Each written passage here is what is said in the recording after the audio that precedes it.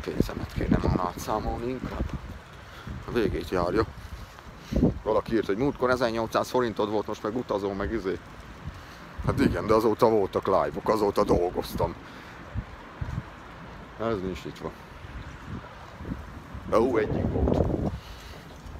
Ez ne, a YouTube az nem olyan, hogy izé minden hónap 10-én megkapod a fizetős kész. Hát ez már rég nem működik. Ugye, meghűlt a rendszer, hogy mi a hirdetőbarát. Most a legutóbbi 4-5 videóm nem is az.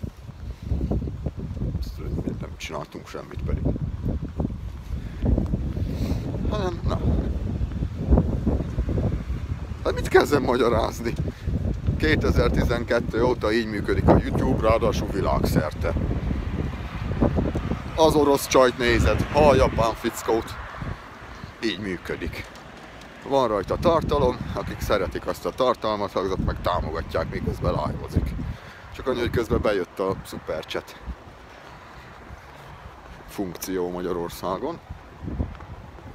Azt ennyi. Szóval ez a napról napra. Hát most tegnap előtt, mikor a Vakkis kutyába live-oztunk, ott jött 6000 forint. Na most az hétfőn ugye átmegy OTP-re, a PayPal-ról, mert már át lett ugye utalva, csak nincs bank kezelés hétvégén. Akkor az úgy arra a napra megvan, amit tudom én, főző valamit, meg haza tudok menni vonattal. Ugye 1600 forint a jegy. Aztán live-ozok közben a vonaton. Ugye mire hazaérek, akkor meg holnap után meg ezért tudjak mit főzni. Hát így működik ez a típusú vállalkozás, de ezt meg kell mutatni valakinek 2018-ban lassan, hát ez nem tudom hol volt eddig. Apámmal kapált. Fel sem néztem már mióta már. A szarás közben mindig felnézek, de nincs semmi. Nem tudom mit műveltek. A felnőttek röhögnek rajta, a kis geci trollokat meg leszarjuk, nem?